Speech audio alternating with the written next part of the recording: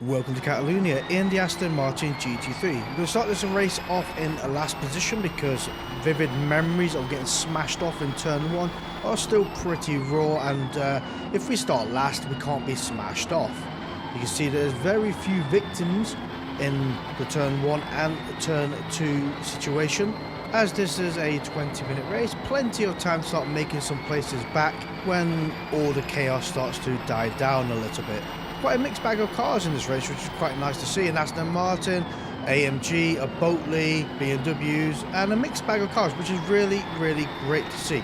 There's even a Ferrari in here somewhere. But we're coming up to the next corner now, where usually it does bite a lot of people, as it is very tight. 1, 2, 3 victims have been claimed by the old gravel pit there. I think probably number 4 just dug their way out right in front of us. And talking about Ferraris, there is one there. Now, the great thing about this race really is I think this is the only time they've actually got it right, and I generally mean their time. It's classified as a sunset race, which there's still light available, and as the race progresses it gets darker and darker, rather than every other race that says sunset. It usually starts at night time, which isn't sunset. So credit where credit's due. I think this is probably one of 2 tracks that actually get it right. Maybe this is the only one. Let me know down below.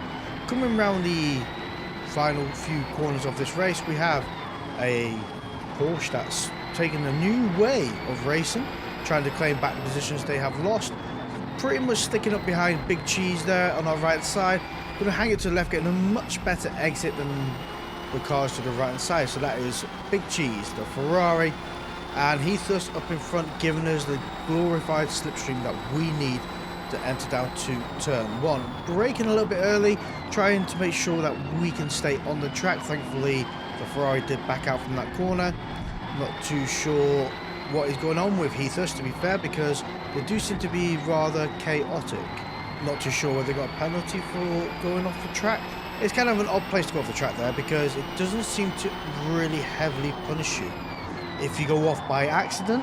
If you go off and choose to go off on purpose, it's a bit hit and miss. Sometimes it works in your favour, sometimes it does not.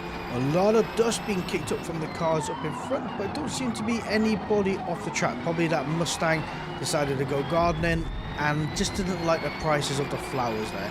Heathus is rocking a 1.5 second penalty, so that answers the question to whether they got a penalty for going off the track or not. But this is quite interesting. The Mustang and the Aston Martin do become extremely friendly with each other, and decide it's a great point of the race to give each other a big hug. Either way, that's another 2 position gains. We're up to P13 and pretty much clawing down Heathus. There's another ghosted car. Things have not settled down yet besides the sun. The sun is starting to set, which is quite nice to see. It's actually a very pretty sunset, very pretty track to have it at, but we still have places to make, places to take from our opponents. Cannot get distracted by the beautiful sunset. This is not the place for it. Neither is going off the track there. Very easily done. Get the power a little bit too early. Off the track you go. Heathus has decided to go grass cutting. Oh well, each to their own. That's another position gain. 2.5 seconds away from the car up in front. P11 in the bag. Yeah, we're now again under attack a lap later from Triple Paladin 21, who oddly enough turns very sharp there and hands the position back to ourselves. So we're now on P10. Absolutely brilliant. So started off last by lap 4 up to P10, 2.9 seconds away from the car up in front, which can be a bit of a challenge to catch up. We are only rocking medium tyres. We do have to pit halfway through this race and get another beautiful set of medium tyres and keep pushing again towards the latter part of the race. I didn't think hard tyres will actually make the full duration at this track. It's kind of hit and miss, to be quite honest, and missing a lot really, because by lap 5 we're catching right up behind, not HSC in the Porsche up in front. Triple Paladin is still trying to keep up with us behind, but has pretty much settled at 1 second away. They are also rocking a 1.5 second penalty, which is also kind of convenient for us further down the line. Not HSC in front is also rocking a 0.5 second penalty, while ourselves rocking 0 again all these penalties will help us out further down the line. Almost went beyond the track limits there. Big penalty if you get caught on the blue stuff at that corner there. But thankfully that was not the case. We stayed in the track limits. Come out the other side. I think the car up in front is going to pit. Is Triple Paladin going to pit behind? They are. Gives us a nice bit of free air. Start making a bit of time back. Although it doesn't really go that way and we lose a little bit of time overall. Coming out the pits with a fresh set of tyres, a couple of laps later, we are still 2.5 seconds away from Triple Paladin up in front and not HSC, who's taken a new approach to that corner. Again, that area there can be extremely forgiving penalty wise if you are pushed off the track, but if you choose to cut it, it does bite you in the backside. So I think this track is probably one of the better penalty area tracks where I would say they more or less got it quite right, which is unusual to say. A lot of tracks you go pixel wide, you get absolutely hammered. This track here, it's pretty fair, to be quite honest. Braking down to second gear, nice and tight against that corner. Get on the power and out the other side. Now, one of the reasons why we are behind the two players that we were racing earlier, or quite a far distance behind us, we extended the medium tyres an extra lap. We're at the moment running on softs, and this is where we are massively gaining upon them. Not too sure if it's the right tactic, you know, because think about it, you've now got to try and claim back the time that you've lost by extending your previous lap. And then, while you are quicker on the soft tyres, you are battling against. So whether it's worth it or not really is down to chance, I would say, more or less. Because we're pretty much back to where we were when these two guys went into the pits.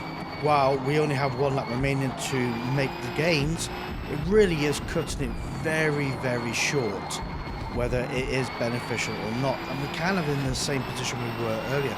If we went into the pits with them at the same time, would we be ahead at this point now? Possibly, but Triple Paladin has gone into the pits again. Look at that. Wow. Were they on 2 sets of soft tyres? Kind of an odd choice to make that. Well, I can't grumble. We have the pressure relieved from the car behind. The nearest car behind us is 13.5 seconds away, which is absolutely ideal. Now, we just need to make sure that we can keep it with not HSC up in front, who's rocking a 0.5 second penalty. But if we have the opportunity to overtake, we're going to take that position. I think now is a great time to do so. Hopefully they go over to the right hand side. I go left. There we are, open the gap. Oh, he's come back over again. Steady on, bud. A bit of contact there as we go through that. Out the other side. Bit of rear end contact from not HSC. Obviously not pleased about a little bit of a dive bomb there. And the penalty system blames me for that scratching.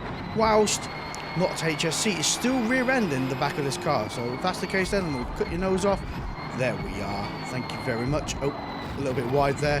While that dive bomb could have been a bit cleaner earlier where I got the penalty, I think it's kind of an odd situation because you're looking at it and you're going, all right, then move over to the right a little bit. There's a gap there. We're going to go through it. We have the soft tyres. We are quicker, you know, and they're not fully defending, because if you're fully defending, you block off the inside. You don't sit in the middle of the road, leaving a gap for someone to nail up the middle. But it is what it is. At least we'll both come out of it in one piece. We're still battling each other to a certain degree, but I don't think we're going to gain that position back from them, sadly. But, you know, if you take away the penalty that we got from the initial dive bomb, then we would have got P9 overall. But it's great racing overall, and it's a lesson learned. Sometimes don't dive bomb, sometimes don't leave a door wide open. But before we jump on to the next race at Road America, I'd like to take a moment out to thank our channel members, which are Andy Good, Sigmatic, Daniel Adams, Crazy 8, AK47, Spectral Rain, Tucker, and Toasty. Thank you guys ever so much for supporting the channel. And if you'd like to become a channel member yourself, hit that join button down below. Heading over to Road America, where it's already night time, no sunset involved, choosing to go for the hard tyre no stop strategy again in the beautiful Aston Martin. Coming down towards turn 1, where usually all manners of chaos breaks loose at this track. Braking early, and there's just people absolutely sending it through, because braking is clearly an optional extra in GT3s. Now, kind of like a livery on that AMG up in front, you know, the cartoon kind of writing or comic style livery on the car. But there we go. Aston Martin did really try and cuddle me there, but I was not into it, and we have gained that position. Sending it down here behind Emma Frost and Viper to the left hand side. What is the better game to play here? Viper's got off track. I'm going to hang it to the right, thinking about it. Do you know what? Nope, the inside line's better. But for Gas D decides, again, braking is an optional extra. Poor Emma lost out in that argument there as I got sent into the side of her door. Coming round this corner now, again, getting rear-ended by Venosi to our left-hand side, but thankfully we've got the inside of this next corner. Thank you for the encouragement of steering. That was very much appreciated. This is the thing with GT3s. The start of the races are usually extremely chaotic and very bumpy. That's the best way of putting them. Things do settle down as the second lap starts to progress in, but first lap is a dog-eat-dog world. But we are on hard tyres, so while we may not be the fastest on the track, we will be the longest here without having to pit, and that's hopefully a tactic that may work out. Steady car, behave. Yeah, that's not going to plan, is it, Flash? No. Gardening is an optional extra that you can choose to do. It shouldn't be compulsory though. And getting off the grass there is so difficult. You know, you bounce off that curb, the car's unstable, you're trying to settle it down, and then it goes into the grass, and the grass is like made of ice until it's not, and then it glues you down. So you have zero hope once you hit that grass there. Not too sure what's happened there, but we are behind the Acura, which is a car you don't see all that often on this track. Now, I think that's because it really doesn't have the highest top speed, but it does handle exceptionally well. Looking to me, you can move up the inside here. Beautiful there. Gonna actually miss the braking point by a little bit. Go out wide. Look like a complete buffoon, but come back onto the track in one piece. Thankfully, we didn't go too wide, because that's the last thing we need. Oh, there's a Forza D who decides braking is an optional extra. So I wonder what happened there. Maybe they got sent off the track by encouragement of the situation. You never know your luck. While we are down to position 18, Emma Frost is 1.8 seconds away behind. Going to make a move again at the end of the straight. Have the inside line as the next corner. Braking early, but braking at a more gentle pace. Having more control of the car as we go through that corner. While we didn't gain that position from Better 77, there is a time at play here. Again, other cars will have to pit. I'm not too sure how many cars are doing the hard no stop strategy, but hopefully it works in our favor here as they go back over to the right hand side here, braking down at the 200 board, nice and tight up the inside, and I think they just missed the braking zone. So easy to not brake at the right point there, and you just run so wide. It is unreal how an inch turns into a mile in a braking zone. But we come out in one piece. Can we make this corner again without going gardening and picking up more flowers at this track? Kiss of the curb, out to the side. The car up in front decides they also like the flower that we picked up earlier and wanted to get some for themselves. Braking just before the number 4 board on the left hand side, down to second gear. Turning in, could have probably braked a little bit earlier, had a bit more control through that corner, but it is what it is. Out the other side we go.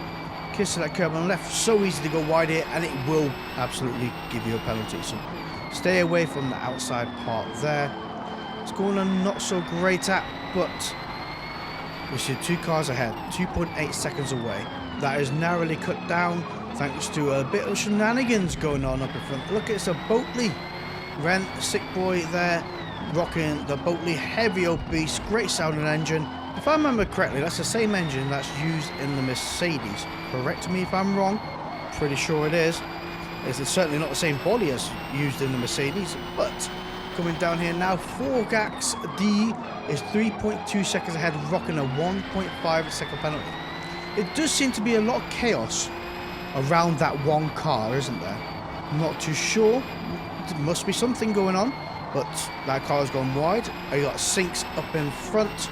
In the AMG, is that the same there's another AMG there? Do you know what? It really does seem to be the case that every time you see that person in the M3 up ahead, Fonks or whatever his name is, there is always chaos around. and it doesn't seem to be getting penalties for it. I mean, they do seem to be pretty quick. They are quite a bit ahead of us, but yeah, it's kind of funny really that you see that going on. By lap 5, we have made a few more places. We're up to position 9, but Emma Frost is 6.7 seconds away. Brake, baby, brake, brake, brake. That was close. I bet they felt a bit twitchy seeing this car tangle up to them like that. Crikey. Oh, dear me. Anyway, can't grumble at that. Emma Frost 7 seconds away behind. A few cars have gone to the pits. We're again going to extend these tyres as long as we can. There is no point to pit at this track, really, unless, well, we're in a situation and the last lap is absolutely horrendous. But I'm 99% sure hard no stop is possible here, and actually beneficial to a certain degree. Now, Sinks is 2.2 seconds away. We are doing a better lap again. We're almost a second up on this lap alone. We have Turtle 98063 up in front. What an unusual name, but Turtle is pretty awesome. A lot of dust being kicked off up in front. Braking at the number 4 board on the left hand side. Down second gear, they do seem to be in a Porsche. Now the Porsche don't seem to be all that common at this track. Now whether that's due to the top speed of the car itself or not, I'm not too sure. I think really this kind of track benefits from the big V8 monsters like the AMG and the Boatley and the BMW to a certain degree as well. Are very quick cars, especially the Mustang. And the Mustang can be a little bit playful on the rear end when you don't really need it. Now then, 2 people have gone into the pits. We are now, where are we? Up to position 5. Veno C has got a 0.9 second penalty up in front, and by the end of lap 7 to start lap 8, sadly Quinton 360, being on soft tyres, has caught up to us rather quickly. The great thing about Quinton being on our right hand side at the moment is down the back straight here, we'll have the slipstream from them. So yeah, I can't grumble at that. You might lose the position, but they're going to keep us away from Seam XXX 971 behind.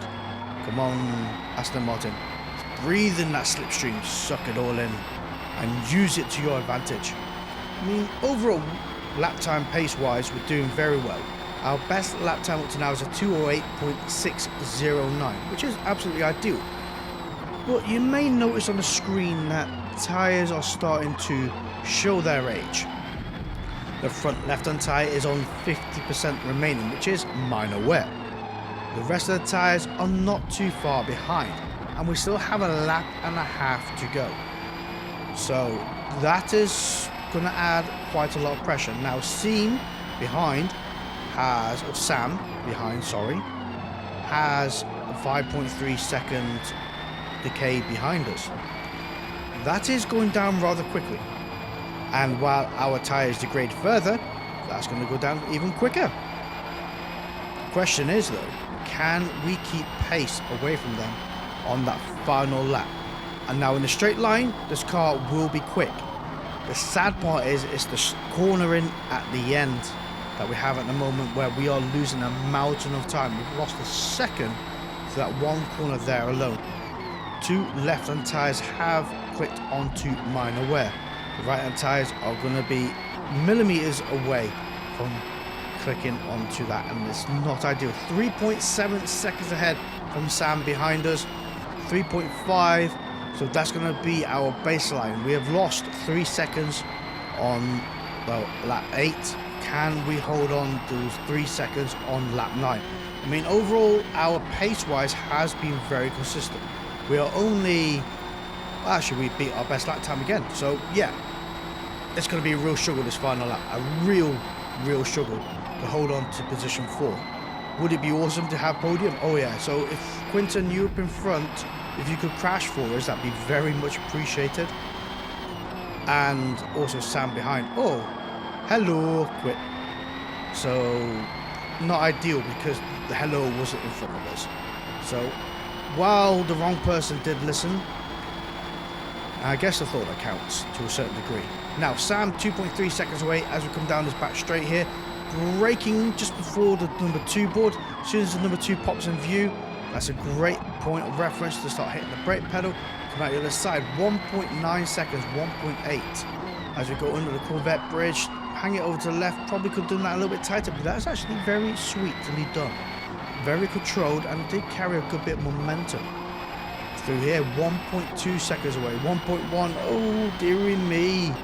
We are really struggling to keep this car on pace. Braking is not where it's at.